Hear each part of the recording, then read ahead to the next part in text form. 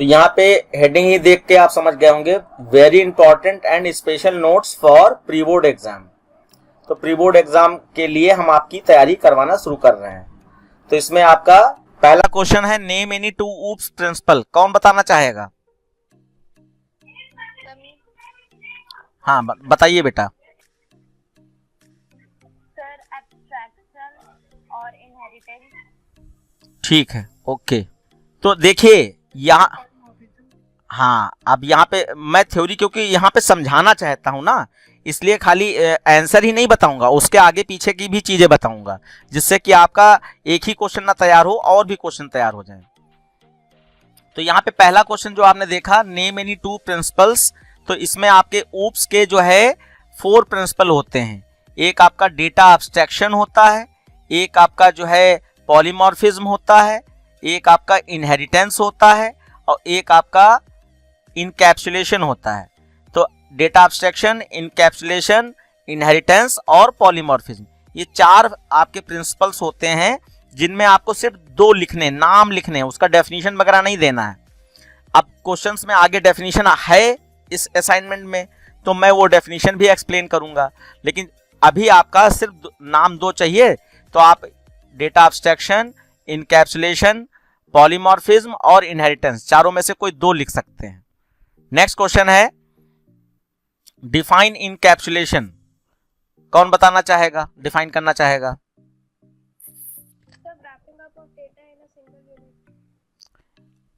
Encapsulation, बिल्कुल बहुत अच्छा डेफिनेशन आपने बता दिया। हम यहाँ पे आपको एक्सप्लेन भी करेंगे हिंदी में कि इनकैप्सुलेशन डेफिनेशन तो बच्चे याद कर लेते हैं, लेकिन उनको समझे में नहीं आता ये कहाँ पे यूज हो रहा है। देखिए डेफिनेशन के हिसाब से अगर देखा जाए तो इनकैप्सुलेशन का मतलब होता है wrapping up of data and its related methods into a single unit name class. Wrapping up of data and its related method into a single unit that is class. तो यहाँ पे एक्सप्लेन करते हुए भी मैं चल रहा हूं, इनकैप्सुलेशन किसको कहा जाता है। जैसे आप यहाँ पे क्लास लिखते हो, क्लास, अब क्लास का कोई कर्ली ब्रैकेट नाम दिया और कर्ली ब्रैकेट ओपन कर दिया यहाँ पर आपने, और उसके बाद यहाँ पे कोई वेरिएबल डिक्लेयर करते हो, मान लीजिए ए ले लिया, और फिर यहाँ पे कुछ फंक्शंस डिक्लेयर करते हो, वॉइड इनपुट, ये फंक्शन प्रोग्रामिंग की बात हो रही, इनपुट, ठीक है। और ऐसे और भी फंक्शन हो सकते हैं।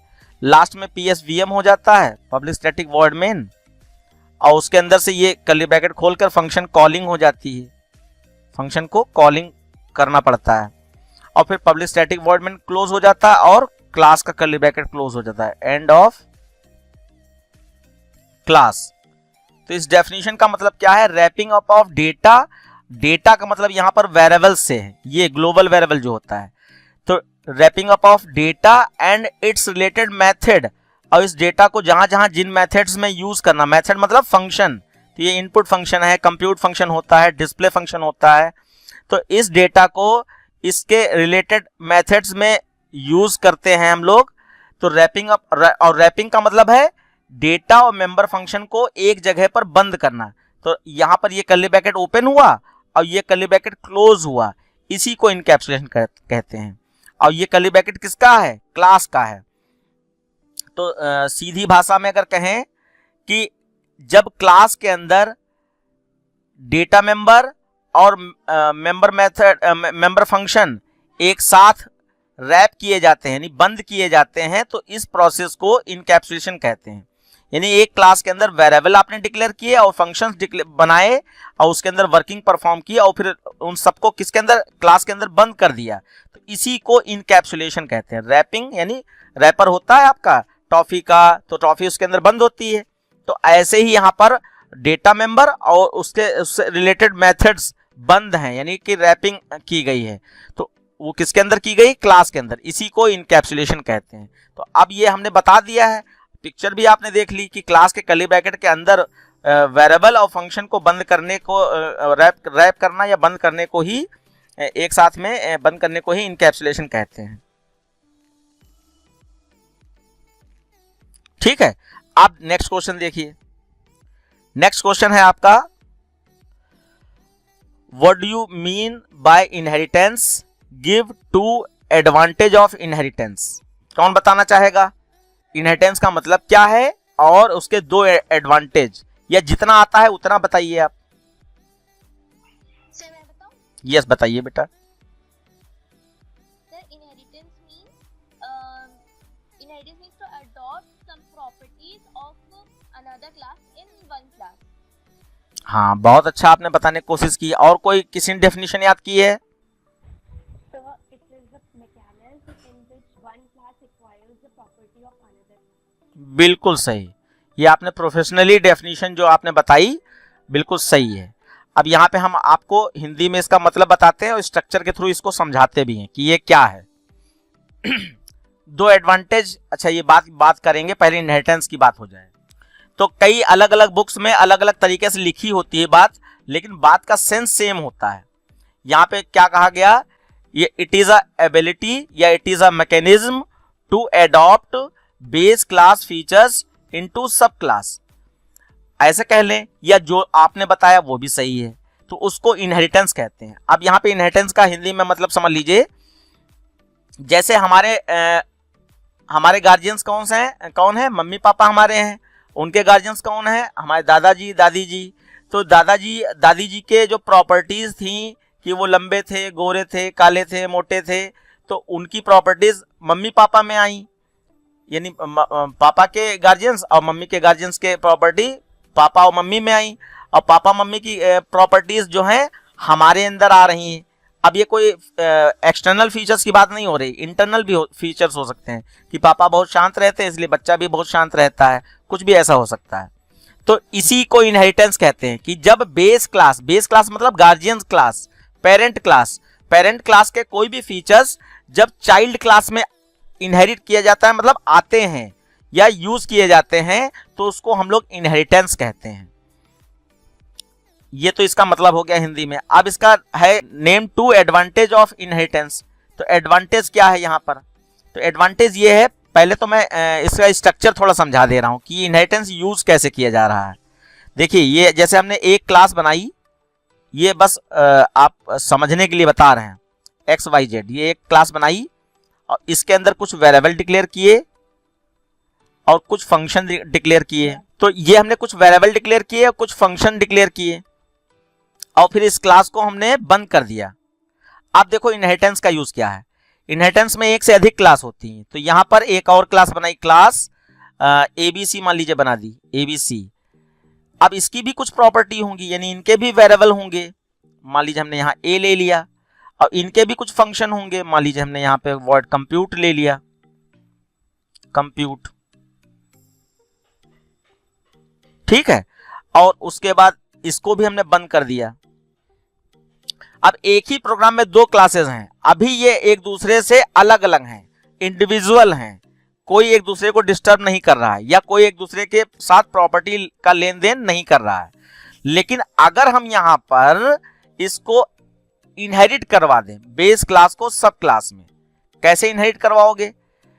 खाली आपको यहां पर इनहेरिट करवाने का एक आपका कीवर्ड होता है जो सब क्लास है आपकी, यानी चाइल्ड क्लास। इसको अच्छा नाम याद कर लीजिए, XYZ को हम लोग बेस क्लास कह सकते हैं, पेरेंट क्लास कह सकते हैं,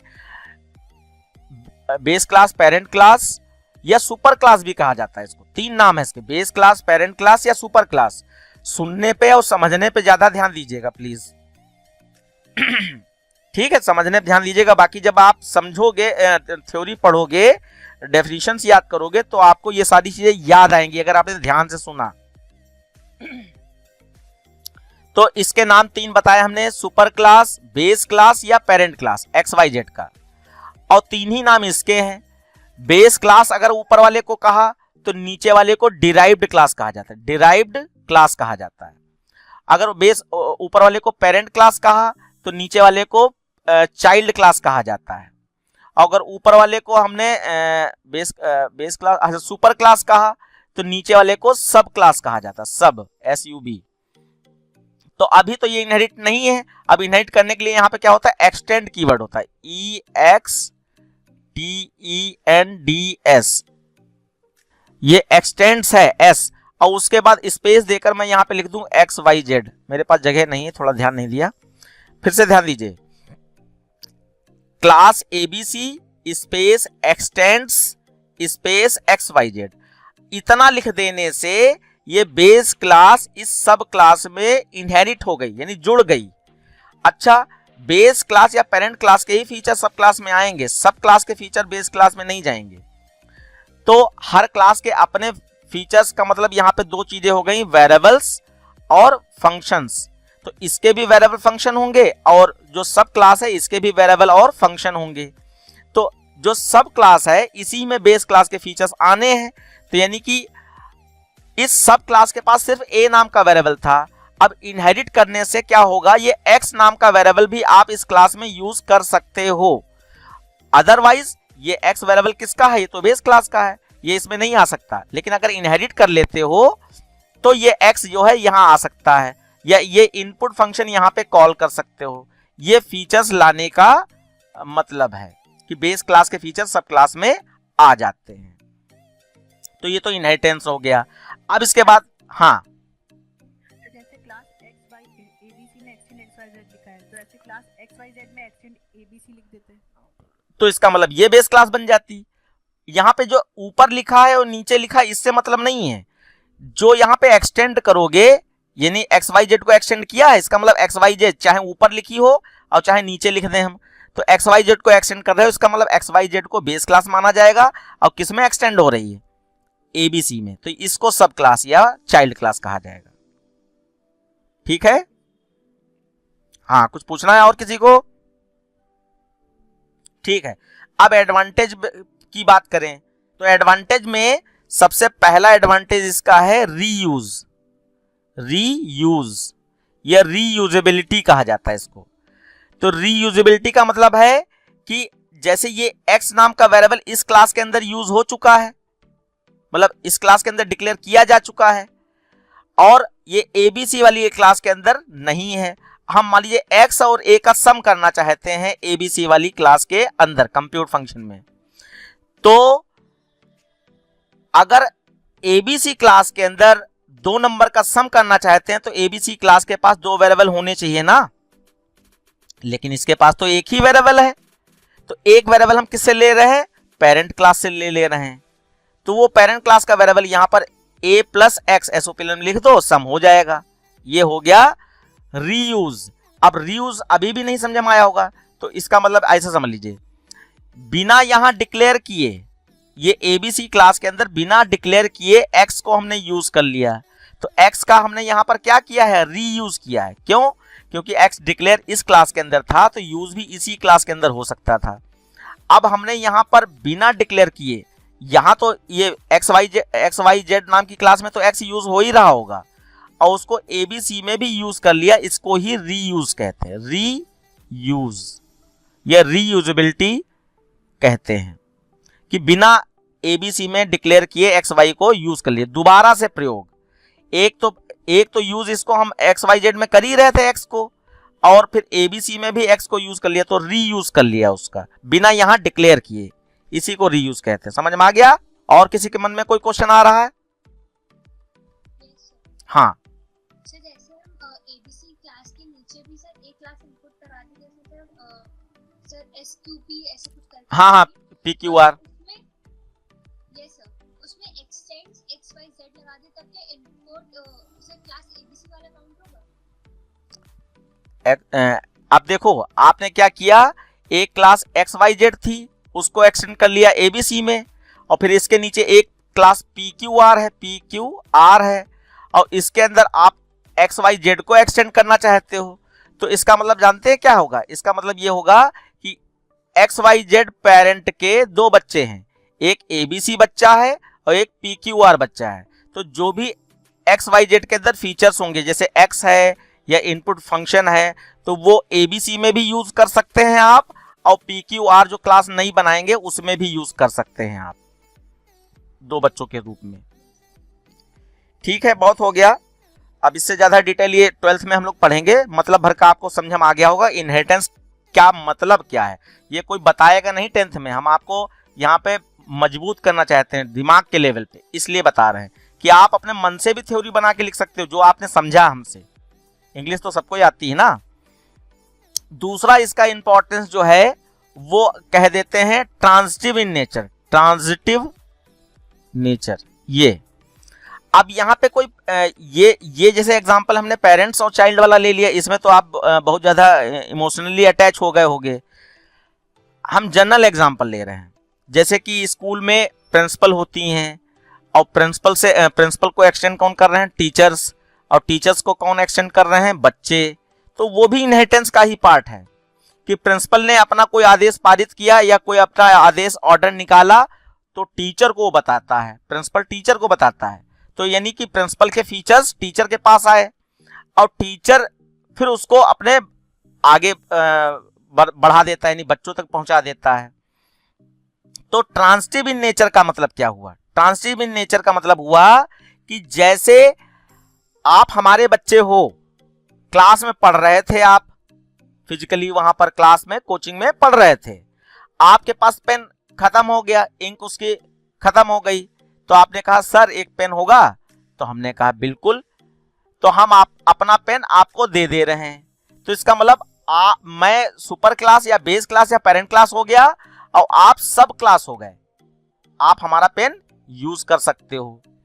अब क्या हुआ, आपका क्लास खत्म हो गया, आप चले गए या जाते समय आपका कोई फ्रेंड मिल गया और आप हमको पेन देना भूल गए, और वो जो फ्रेंड आया उसके पास भी पेन नहीं था, उसने तुमसे जैसे तुम क्लास से बाहर निकले तुरंत वो अंदर घुस रहा होगा, उसने तुरंत तुमसे पूछ लिया कि क्या जो है एक पेन एक्स्ट्रा होगा, मैं कल रिटर्न कर दूंगा क्योंकि तुम्हारी तो क्लास खत्म हो गई। तो आपने क्या किया कि अरे कोई बात नहीं, सर का पेन ही तो है, कौन सा हीरा जवाहरात है, तो हम अपने फ्रेंड को दे देते हैं। आपने इतना कह दिया कि ये सर को लौटा दीजिएगा। तो आप समझो, मैंने पेन तुमको दिया तो ये तो डायरेक्ट इनहेरिटेंस हो गया, लेकिन तुमने पेन किसी और को दे दिया जिसको हो सकता है मैं जानता ना हूं, या उसने मुझसे डायरेक्ट तो नहीं मांगा, यानी डायरेक्ट वो मुझसे एक्सटेंड नहीं हुआ। तो इस फीचर्स को ट्रांजिटिव इन नेचर कहते हैं कि हमारा लिंक आपसे है तो हमारे फीचर्स आपको मिले, और हमारे फीचर्स जब आपको मिले तो उन फीचर्स को आपने अपने और नीचे भेज दिया, अपने और नीचे वाली क्लास में ट्रांसफर कर दिया, जबकि हमने वो फीचर्स सबसे थर्ड वाली क्लास जो थी उसको ट्रांसफर नहीं किया था। हमने अपने फीचर्स आपको दिए थे और आपने वो फीचर्स उठाकर सबसे आपसे जो जुड़ा हुआ है उसको दे दिया। तो इसको ट्रांजिटिव इन नेचर कहते हैं। अब बस इतना ही इसमें समझाया जा सकता है। याद रखना कि हमारा डायरेक्ट लिंक तीसरे वाले से नहीं था, यानी हमने ना उसने हमसे डायरेक्ट मांगा ना हमने उसको दिया, लेकिन फिर भी हमारे फीचर्स उस तक पहुंच गए। इसको ट्रांजिटिव इन नेचर कहते हैं। चलो हो गया भाई, अब आगे बढ़ते हैं। उसके बाद नेक्स्ट क्वेश्चन है आपका, what is mean by package, name any two Java application programming interface package.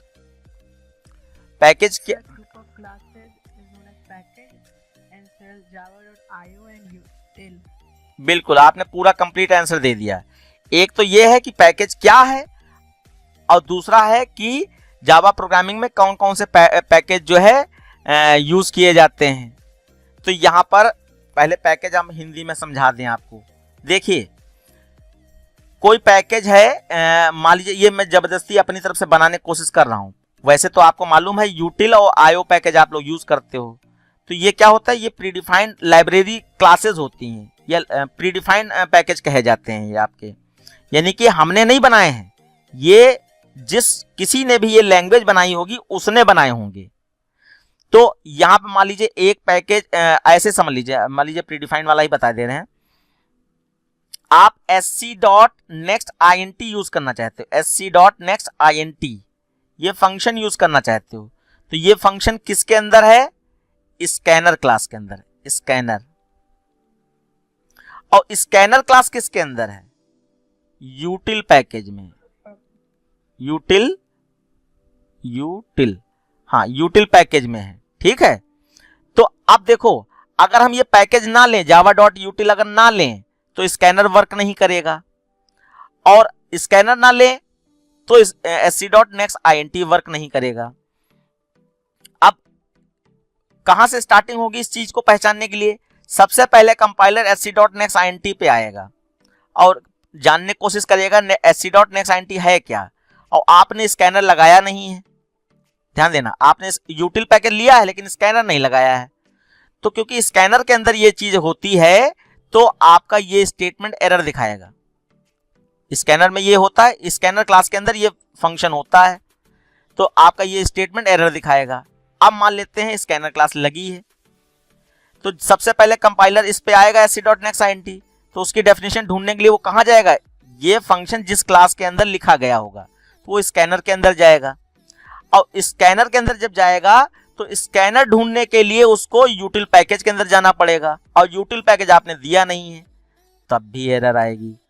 तो पैकेज क्या है, पैकेज आपका प्रीडिफाइंड, ये देखो ये प्रीडिफाइंड की बात कर रहे हैं, predefined classes and predefined methods का कलेक्शन होता है कोई भी पैकेज। एक पैकेज के अंदर बहुत सारी क्लास होती हैं, हम तो यहाँ पे सिर्फ यूटिल के अंदर स्कैनर की बात कर रहे हैं, इसके अंदर और भी क्लासेस होती हैं स्कैनर के अलावा। तो पैकेज लेने का मतलब हम कंप्यूटर या कंपाइलर को बता रहे हैं कि इस पैकेज का हम कुछ प्रीडिफाइंड फंक्शन यूज करना चाहते हैं या कुछ प्रीडिफाइंड क्लासेस यूज करना चाहते हैं, और अगर ये हमारा पैकेज आप नहीं लेते हो तो ना प्रीडिफाइंड क्लास यूज कर पाओगे डायरेक्टली, और ना ही आपका उसके अंदर के फंक्शंस को यूज कर पाओगे। अब एक ऐसा पैकेज है जो बाय डिफॉल्ट अपने आप तुम्हारे प्रोग्राम में इंक्लूड हो जाता है, इंपोर्ट हो जाता है। वो पैकेज कौन सा है, कोई बताएगा बच्चा, जिसको लिखना नहीं पड़ता? बिल्कुल सही बिल्कुल सही, बिल्कुल सही। आप याद रखिएगा java.lang पैकेज जो है आपके प्रोग्राम में अपने आप इंपोर्ट हो जाता है, उसको लिखने की जरूरत नहीं होती है। अब यहाँ पे बात आई कि java.util तो लिखना पड़ता है, java.io तो लिखना पड़ता है, java.lang क्यों नहीं लिखना पड़ता है? तो देखिए हर क्लास के अंदर अलग अलग फंक्शन होते हैं। जैसे स्कैनर वाली क्लास के अंदर यूजर इनपुट वैल्यू ले सकें आप, इंटीजर, कैरेक्टर, फ्लोट, उससे रिलेटेड फंक्शंस होते हैं, तो इसलिए हम लोग स्कैनर क्लास लेते हैं। अगर हम यहाँ पे ध्यान रखो, अगर हम यूजर इनपुट लेना ही नहीं चाहते हैं, हम डायरेक्ट int a लिख दें, a is equal to 5, direct int a is equal to 5 लिख दें तो 5a में स्टोर हो जाएगा, और b इज इक्वल टू 6 लिख दें तो b 6 में स्टोर हो जाएगा, 6b में स्टोर हो जाएगा, और फिर c is equal to a plus b लिख दें, और फिर c को हम यहाँ पर प्रिंट करा दें, c को प्रिंट करा दिया। अब देखो ये कोड लिखने पर ना ही आपको यूटिल पैकेज चाहिए, ना ही आपको स्कैनर क्लास चाहिए, और ना ही आपको sc.nextInt चाहिए, क्योंकि ये सारी चीजें यूजर इनपुट वैल्यू के लिए होती हैं कि जब प्रोग्राम रन हो और वो पूछे एंटर नंबर तो हम यानी यूजर दे सकें, उसके लिए होती हैं। तो इसलिए इनकी कोई जरूरत नहीं है, ये तो फिक्स वैल्यू हमने ली। तो अब यहां पर बात आई लैंग पैकेज क्या कर रहा है। तो बिना यूजर इनपुट किए वैल्यू और बिना ऑपरेटर को बताए कि कौन सा ऑपरेटर यूज करेंगे, बिना डेटा टाइप बताए प्रोग्राम कैसे बनाया जाए, तो इसके लिए ही एक ऐसा पैकेज बनाया गया जिसमें बेसिक प्रोग्राम या कोई एक्स्ट्रा ऑर्डिनरी फीचर्स हम प्रोग्राम में नहीं यूज करना चाहते, सिंपल प्रोग्राम यूज करना चाहते हैं जिसकी बेसिक नीड है कि प्रोग्राम में चीजें प्रिंट होंगी, प्रोग्राम में चीजें मैच की जा सकती हैं, यानी plus minus into divide arithmetical calculation की जा सकती है। तो ये सारी चीजें उस पैकेज में डाल दी गई और उसी का नाम java.lang रख दिया गया। तो अब देखो java.lang में कौन कौन सी चीजें होती हैं, जितने भी आपके डेटा टाइप होते हैं, int, char, float, double, primitive data type की बात कर रहे हैं, ये सब java.lang में होते हैं। ये कई क्वेश्चन हम का समराइज कलेक्शन दे रहे हैं आपको, सारे डेटा टाइप java.lang में होते हैं। उसके बाद दूसरा, जितने भी ऑपरेटर्स होते हैं, यूनरी, बाइनरी, टर्नरी, सारे ऑपरेटर java.lang में होते हैं। तीसरा, system.out.println, ये java.lang में होता है। तो ऑपरेटर, system.out.println और डेटा टाइप्स, ये तीनों चीजें स्पेशली java.lang में होती हैं, और यही तो चीजें हमें प्रोग्राम में जरूरत होती हैं। वेरिएबल डिक्लेयर करने ही पड़ेंगे, operator plus minus into divide use करना ही पड़ेगा, एसओपीएलएन से प्रिंट कराना ही पड़ेगा। तो ये बेसिक नीड जो है प्रोग्राम की, उसको पूरा करने के लिए java.lang बना दिया गया, इसीलिए इसको डिफॉल्ट पैकेज कहा जाता है। अगर पूछे name the default package in Java, तो आप लिखोगे java.lang।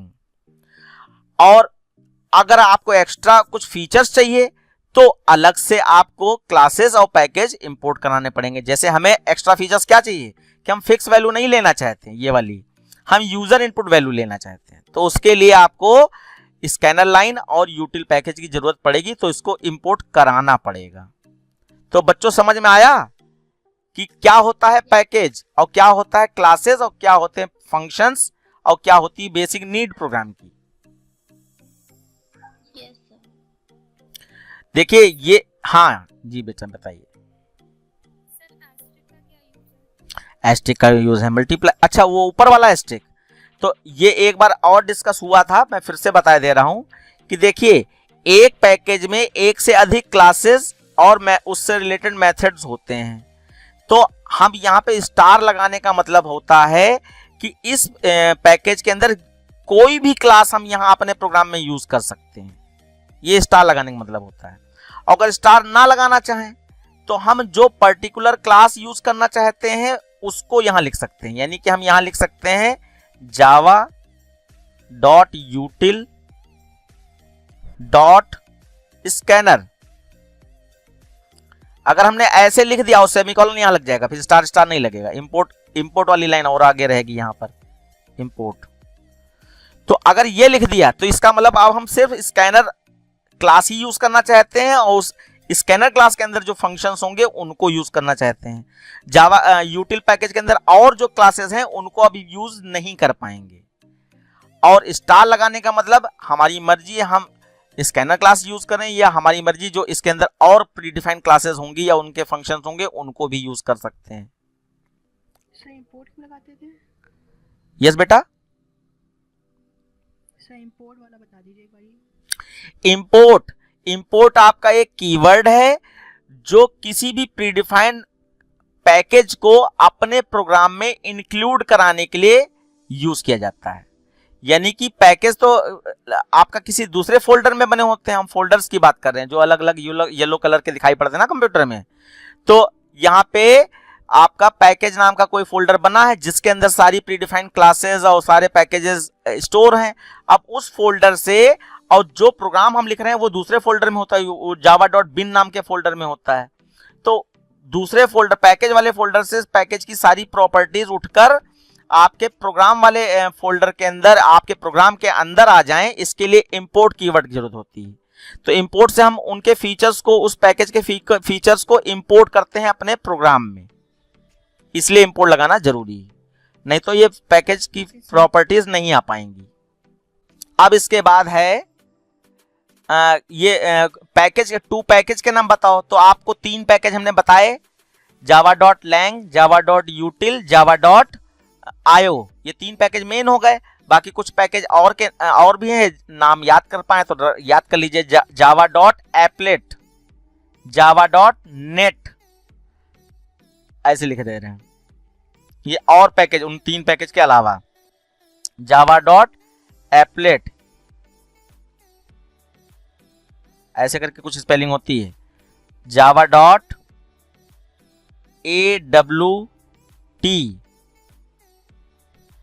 java.net। तो ये हर पैकेज का अलग अलग अपना स्पेशल महत्व है। जैसे नेट पैकेज, जब जावा में हम जावा के थ्रू नेटवर्किंग का कुछ यूज करना चाहते हैं तो java.net पैकेज होते हैं। और AWT का मतलब होता है abstract window tool kit, abstract window tool kit, यानी कि जावा में जब हम कोई ग्राफिक्स का यूज करना चाहते हैं, ग्राफिक्स का मतलब हम कोई सर्किल बना दें, हम कुर्सी मेज बना दें शेप्स का यूज करके, तो AWT पैकेज का यूज किया जाता है। एप्लेट प्रोग्रामिंग जब इंटरनेट पे, यानी सर ये सब जो शेप्स वगैरह ग्राफिक्स पढ़ना ये सब अभी 11th में आएगा कोर्स? नहीं, जावा 2 तरीके की होती है, एक कोर जावा होती है, एक एडवांस जावा होती है। तो हमारा 9 से लगाकर 12 तक का जो कोर्स होता है ये कोर जावा का होता है, और इसके बाद जब जावा स्टार्ट होती है MCA, BCA, BTech इस टाइप की चीजों में, वहां एडवांस जावा पढ़ाई जाती है। जहाँ पे ये ग्राफिक्स का यूज कर पाते हो। और बाकी जो है हम आपका जो है पूरा ही साथ देंगे, MCA BCA BTech कुछ भी करोगे जाकर तो मतलब हर जगह पर आपको मिलेंगे हम, जहाँ कहीं भी आपको हेल्प की जरूरत होगी। सॉफ्टवेयर डेवलपमेंट, ऐप डेवलपमेंट, इस तरीके की बहुत सारी चीज़ें जो हम फ्यूचर में विद इन आपका जो है 4-5 साल के अंदर ये सब चीज़ें लॉन्च करने वाले हैं। मेहनत करना शुरू कर दीजिए, अब समय आ गया बस। टेस्ट है ना? और हाँ मंडे को टेस्ट है आपका, सिर्फ फंक्शन में इनपुट कंप्यूट डिस्प्ले वाला टेस्ट है, विद कंस्ट्रक्टर या विदाउट कंस्ट्रक्टर। और ये जो आपका फंक्शन ओवरलोडिंग है वो नहीं आएगी। ठीक है बच्चों, गुड नाइट।